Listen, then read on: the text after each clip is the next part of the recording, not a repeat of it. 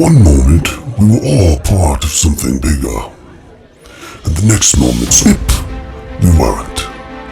And I feel as if we all really are that thing, never diminished by the barrier that is actually only an illusion. Right now, we wear this shell, a covering that covers nothing, often defending this thing we are to be separate, when truly nothing has changed, because change is all that is.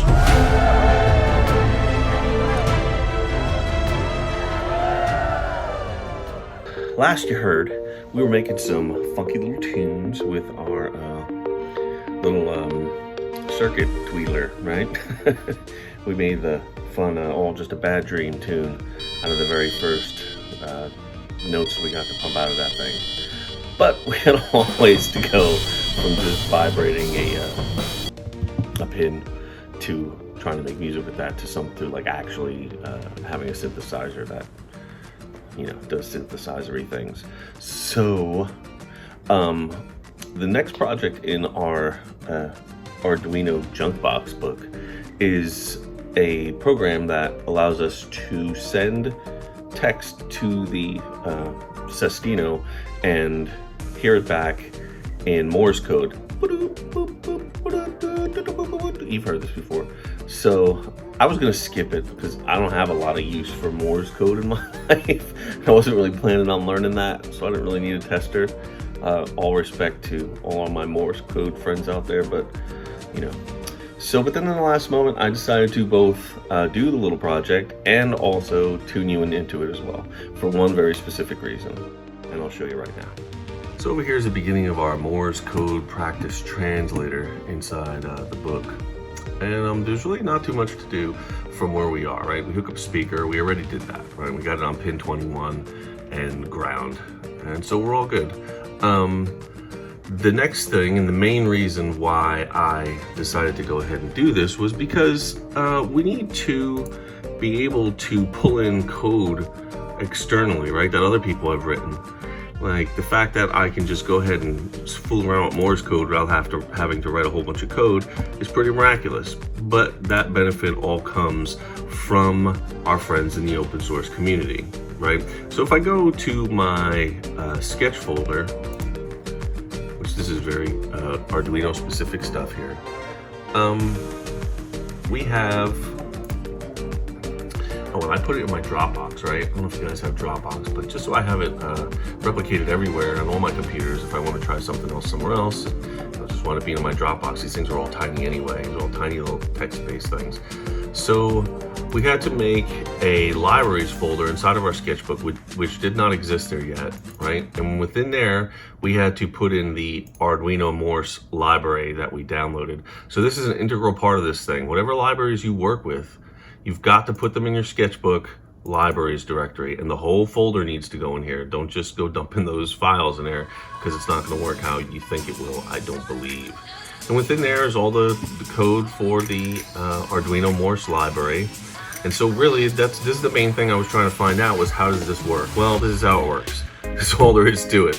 Arduino was built to be easy, and it holds true to that still. So just make yourself a libraries folder in your sketchbook.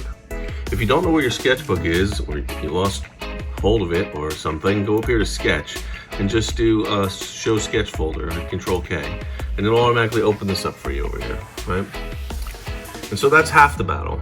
Then if you load up from within the files that you downloaded from that book, there's a sketch basically called Morse Practice Translator. That's what I've got loaded right here. And it doesn't do a whole lot. It's mostly commented out, right? We're basically just calling a function from our library to do everything that we need to, right? And dealing with some serial port stuff to make sure that we get the info from the terminal, which I thought was strange and fun. So we go ahead and we upload this. I'm gonna do that now. Let's go ahead and look at the old Cestino. Ah, there it is. Whatever we call it. Cestino, the beginnings of the electric rose. I don't know, we'll see. She's blinking, we do know that, right? There you go. I think it just told me to something no, I don't know what it said. I have no idea. I'm making things up. So we got that all set up. This thing is running the sketch now, even though it's quiet about it. It's just waiting for us to do something. So it says to run the console, to send a text in the console. I really don't go into what that is. So hopefully I'll be able to help you out right here. Where did I find it at? Tools, serial monitor, right? Bring this bad boy up.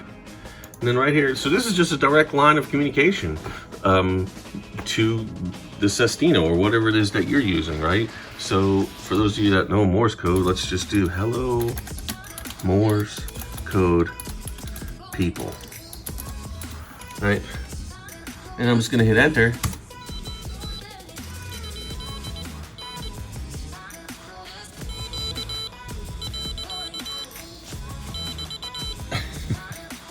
Can you see it? I cannot, but we can hear it.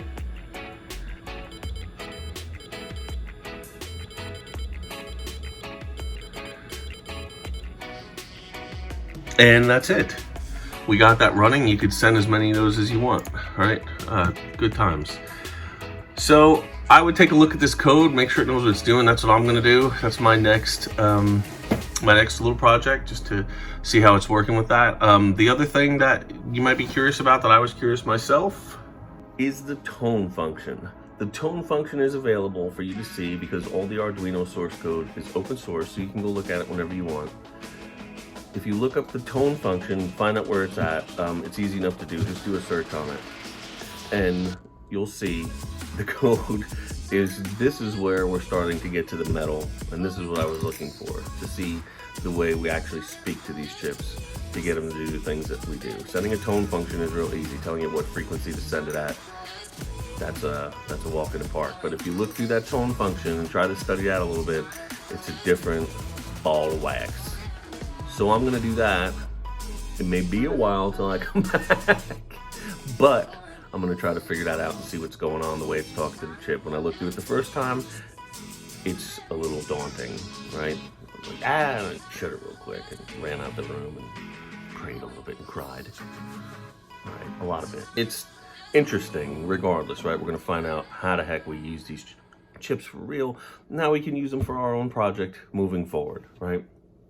So I think that's it for my little Morse code, play with the app, learn how to install libraries and use them segment. So rock and roll, I'll see you in the next video. Hope you're having a great weekend over there.